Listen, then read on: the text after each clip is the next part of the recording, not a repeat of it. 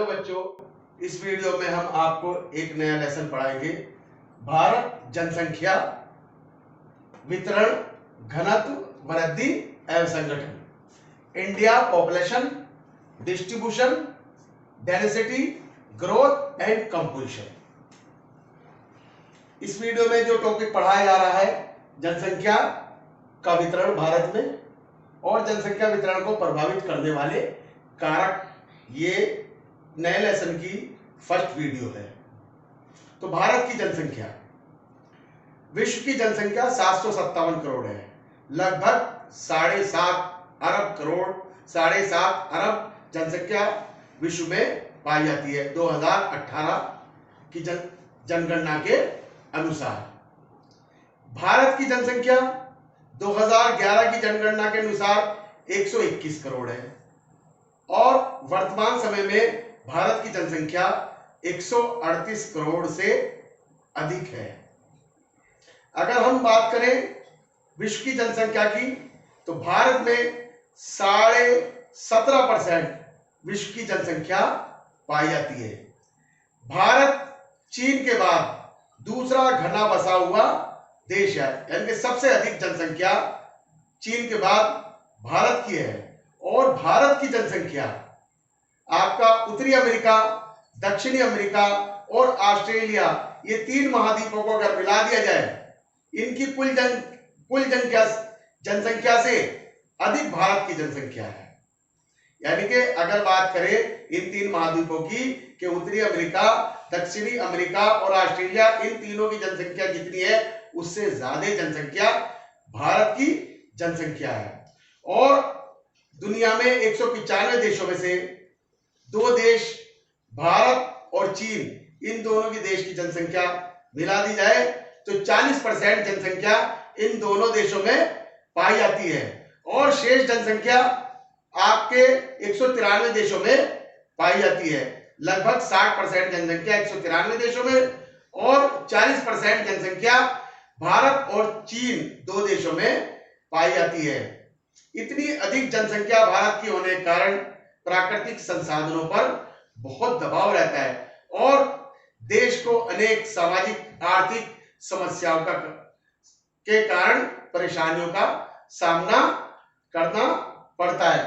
और भारत की जनसंख्या असमान है, यानी कि अगर हम पूरे भारत में देखें तो कुछ राज्यों में जनसंख्या बहुत अधिक है और कुछ राज्यों में जनसंख्या बहुत कम पाई जाती है। जबकि कुछ राज्यों का क्षेत्रफल बहुत ज्यादा है, लंबाई चौड़ाई उनकी ज्यादा है, मगर फिर भी वहां जनसंख्या कम पाई जाती है। तो ये असमान वितरण है, अनइवन डिस्ट्रीब्यूशन ऑफ जनसंख्या का भारत में पाया जाता है। अगर भारत पूरे देश की बात करें तो उत्तर प्रदेश राज्य है जिसमें सबसे अधिक जनसंख्या पाई जाती है।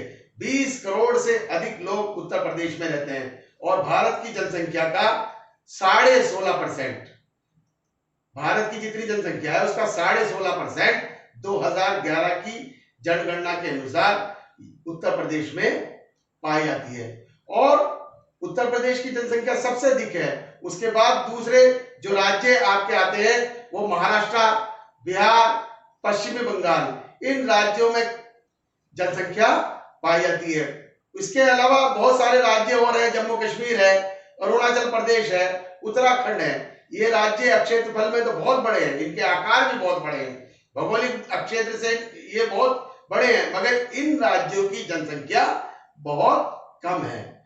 आपको ताज्जुब होगा कि जम्मू कश्मीर में 1% लोग पाए जाते हैं भारत के, अरुणाचल प्रदेश में 0.8% पाए जाते हैं और उत्तराखंड में 8.83% पाए जाते हैं। यानी कि 1% से भी कम जनसंख्या इन राज्यों में पाई जाती है, जबकि इन राज्यों का क्षेत्रफल बहुत ज्यादा है। तो ये जनसंख्या जो भारत में पाई जाती है, कुछ राज्यों में अधिक है, कुछ राज्यों में कम है। ऐसा क्यों है? इसके कई कारण हैं। इस असमान बसावट के पीछे अनेक कारक हैं, अनेक कारण हैं। उन कारकों के बारे में बताएंगे। तो जनसंख्या वितरण को प्रभावित करने वाले कारक, नंबर 1 जलवायु, नंबर 2 धरातलीय स्वरूप, नंबर 3 नगरीकरण, नंबर 4 कृषि योग्य भूमि की उपलब्धता और नंबर 5 अन्य कारक। ये 5 कारक हैं जो जनसंख्या वितरण को प्रभावित करते हैं। मतलब जनसंख्या जो भारत में बराबर से नहीं पाई जाती, कहीं अधिक है कहीं कम है, इसके ये 5 कारण हैं। नंबर 1, जलवायु, क्लाइमेट, मौसम। जहां का मौसम, जहां की जलवायु अच्छी होती है तो वहीं लोग निवास करना पसंद करते हैं। जैसे बेंगलोर की जलवायु अच्छी है, वहां का मौसम अच्छा है। मुंबई की जलवायु, वहां का मौसम अच्छा है, तो लोग वहां निवास करना पसंद करेंगे, वहां रहना ज्यादा पसंद करेंगे। मगर कुछ क्षेत्र ऐसे हैं जहां की जलवायु बहुत गर्म है, जैसे राजस्थान, वहां लोग रहना नहीं पसंद करेंगे क्योंकि वहां की जलवायु कठोर है, गर्म है, इसलिए वहां लोग रहना पसंद नहीं करेंगे। और हिमालय, हिमालय पर बर्फ पड़ती है, ठंडक पाई जाती है, इसकी वजह से भी वहां जनसंख्या कम पाई जाती है। तो जहां की जलवायु, जहां का मौसम अच्छा रहेगा, ना ज्यादा गर्मी पड़ेगी ना ज्यादा सर्दी पड़ेगी, लोग वहीं रहना पसंद करेंगे। और जहां ज्यादा गर्मी पड़ेगी या ज्यादा सर्दी पड़ेगी तो लोग उस जगह रहना पसंद नहीं करेंगे। एक ये भी कारक है जलवायु, जिसकी वजह से जनसंख्या असमान भारत में पाई जाती है। उसके बाद आता है धरातलीय स्वरूप। धरातल मतलब जमीन। जमीन कैसी है? पर्वत है, पठार है, मैदान है। कैसी जमीन है? उबड़ खाबड़ जमीन है। जमीन तो उबड़ खाबड़ है, तो वो कैसी जमीन है? अगर मैदानी क्षेत्र है तो लोग ज्यादा रहेंगे, क्योंकि मैदानी क्षेत्रों में इसलिए ज्यादा लोग रहते हैं, वहां खेती करना आसान है, वहां की मिट्टी ज्यादा अच्छी होती है, वहां सड़कें बनाना आसान है, और आप वहां पानी भी अवेलेबल रहता है, उपलब्ध रहता है। तो भारत में नदी व मैदानी क्षेत्रों में जनसंख्या सबसे ज्यादा पाई जाती है, क्योंकि मैदानी भागों में कृषि ज्यादा होती है और भारत एक कृषि प्रधान देश है। भारत में 70% लोग कृषि में लगे हुए हैं, इसलिए मैदानी क्षेत्रों में भारत की जनसंख्या, भारत की पॉपुलेशन ज्यादा पाई जाती है। और वहां मैदानी क्षेत्रों में सड़कें बनाना आसान है, रेलवे लाइन बिछाना आसान है, नहरें बनाना आसान है। इन सभी आसानी की वजह से वहां सबसे अधिक मैदानी क्षेत्रों में जनसंख्या पाई जाती है। उसके अलावा आपका प्रायद्वीप पठार, जहां पठार पाया जाता है, जहां पहाड़ पाए जाते हैं, उन क्षेत्रों में ज्यादा जनसंख्या नहीं रहती, क्योंकि वो उबड़ खाबड़ भी होते हैं, ऊंचे भी होते हैं, और वहां खेती भी करना बहुत मुश्किल है। इसी वजह से पर्वत और पठारी भागों पर जनसंख्या निवास नहीं करती। इसके बाद आता है आपका तीसरा पॉइंट, नगरीकरण। नगरीकरण का मतलब अर्बनाइजेशन। पहले लोग शहरों में 3% लोग रहते थे, मगर आज की डेट में 30% लोग शहरों में निवास करते हैं, क्योंकि शहरों में रोजगार है, गांव में रोजगार की कमी होने के कारण बड़े स्तर पर पिछले 50 सालों में बहुत सारे गांव के लोग नगरों की तरफ प्रवास करे, नगरों की तरफ माइग्रेट कर गए और शहरों में आकर रहने लग गए। इसलिए नगरों की जनसंख्या बहुत तेजी से बढ़ रही है, बहुत तेज बढ़ चुकी है।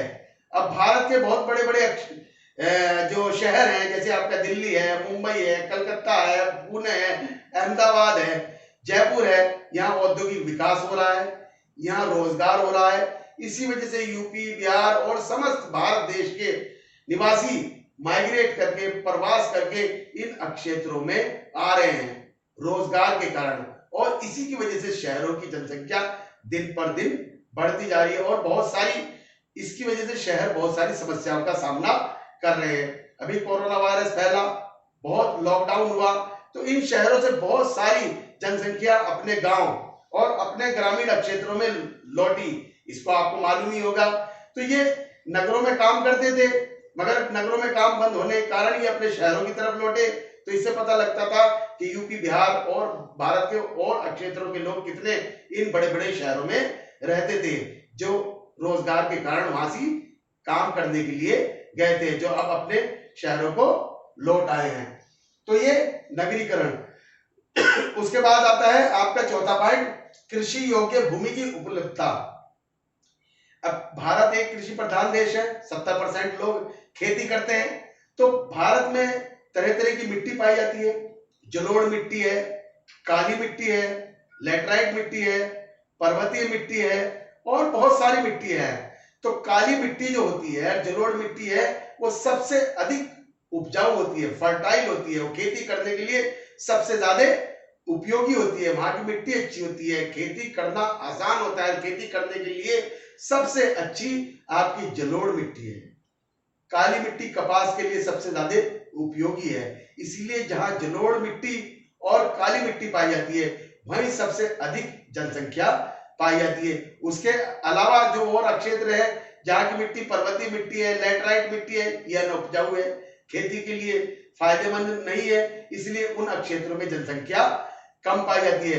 तो कृषि की दृष्टि से जो मैदानी भाग है वहां जलोढ़ मिट्टी पाई जाती है और ये मिट्टी खेती के लिए सबसे फायदेमंद है। तो जहां की मिट्टी अच्छी है वहीं खेती होती है और कृषि योग्य भूमि की उपलब्धता जिन क्षेत्रों में पाई जाती है, जहां की मिट्टी अच्छी होगी वहां कृषि योग्य होगी, क्योंकि खेती करना आसान होगा, तो वहां सबसे अधिक जनसंख्या निवास करेगी। इसीलिए उन क्षेत्रों में, मैदानी क्षेत्रों में जहां की मिट्टी जलोढ़ है, ये उन क्षेत्रों की, जैसे महाराष्ट्र और गुजरात जहां की मिट्टी काली है, उन क्षेत्रों में ज्यादा जनसंख्या निवास करती है, क्योंकि वहां की मिट्टी के अंदर खेती करना आसान है, बहुत सारी फसलें पैदा होती हैं। उसके अलावा आपका 5वां पॉइंट आता है अन्य कारक। ये लास्ट पॉइंट है।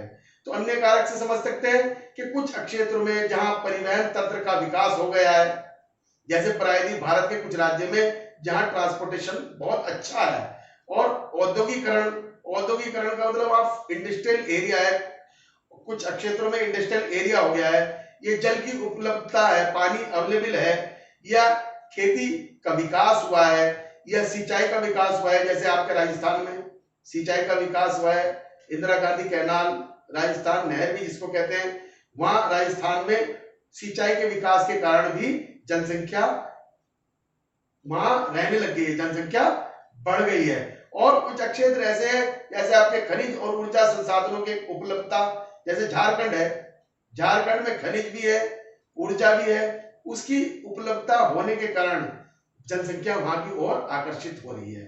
तो ये जनसंख्या जो असमान पाई जाती है भारत में, इसके कई कारण हैं।